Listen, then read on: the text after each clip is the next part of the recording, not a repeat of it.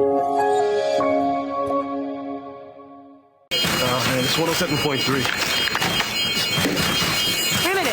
We need to keep him in the monitors. Grab 4 liters of irrigation. We need to get his temperature down now. What about ice packs the excellent? That won't work. Then start a cold gastric lavage. We don't have time. Give me the saline. It needs to be wet to increase the heat transfer.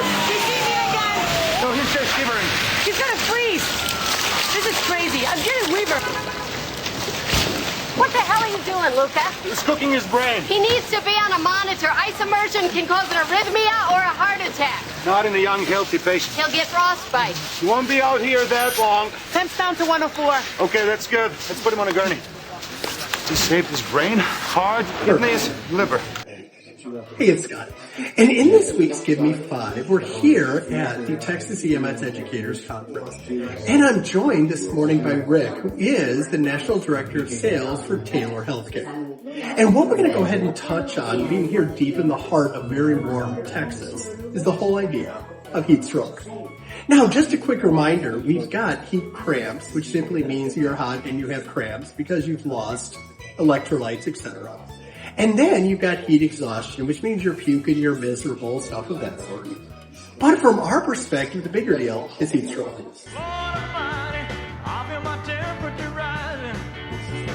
Quick reminder, heat stroke by definition, number one, you're hot, not a surprise. Number two is you tend to have changes in your level of consciousness, meaning you're actually seizing or acting not right. And number three is that you stop sweating, and that's what's classically taught. Is your body essentially says, I quit. I told you to stop doing what you're doing, you didn't stop, and therefore, you know what, that's fine, you can get as hot as you want. I'm done, right? So that comes into play in regards to, number one, how hot can you go? It's called really, really hot. Most kids have a fever, 103, 104, I mean, you have a fever. The problem is, as you can imagine, when you start going 104, 105, 106, 107, that's when literally you start to cook your brain, cook your liver, cook your kidneys, etc. So to no surprise, the whole idea is cool them down quickly. So options include, simply number one is you can go ahead and give them Tylenol, Motrin. And the answer to that is called no.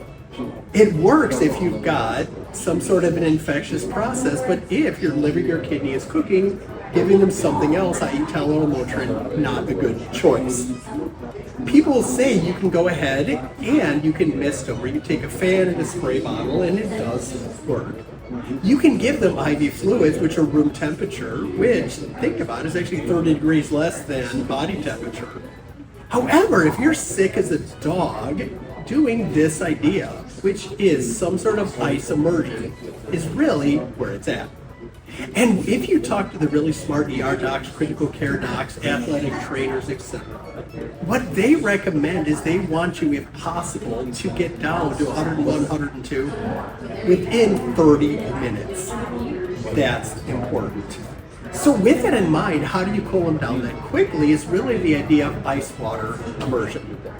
Now, in the ER, for years, we've done this, whereas literally it's morbid, but it works. We take a body bag, and we put water, we put ice inside. The problem is it's a mess, and there's got to be a better way. So with that, Rick, we've got this new toy, which when I came by at the conference, I'm like, oh, this is really cool. Because, number one, it looks really cool. Number two, it actually works. If getting peds ready is causing you stress and anxiety, whether you're an educator or a student, these high-risk, low-frequency cases leave no room for error. If you need a hands-on pediatric solution, whether for one critical call or full disaster MCI training, deployable anywhere, In Seconds has you covered. From EMTs to ER docs, we deliver training in seconds. Click the link in the description for your demo or go to Pedi-Ed.com for more information.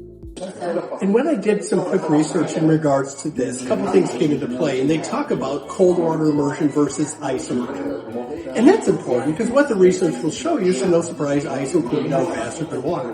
But if you're in the back of the rig, unless somebody happened to be literally outside of a bar, we tend not to have access to a whole lot of ice. So in something like that, you can take your saline out of a bottle, put it in the bag, and it works. And in the ER, then we can mix it with some ice.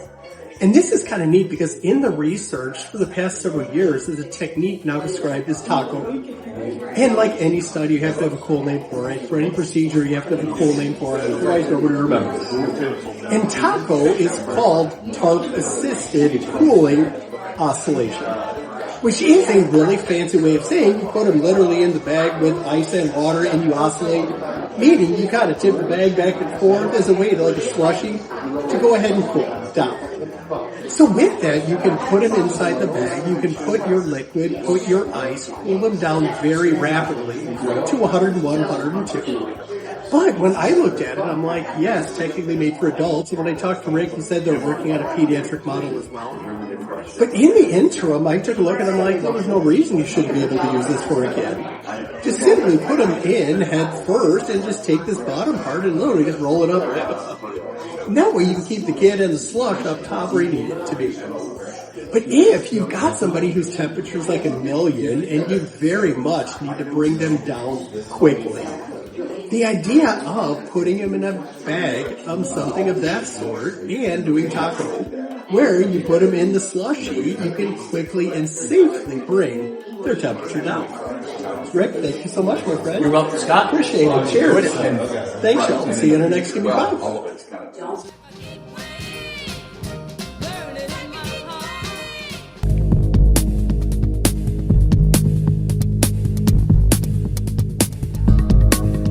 Scenarios in Seconds was designed to be a simple and effective way to regularly train for pediatric emergencies. A Navy SEAL said it best: under pressure, we don't rise to the occasion, we sink to the level of our training. Ultimately, your next PEDS patient could be your worst PEDS patient, and we don't want you to just get ready, we want you to stay ready.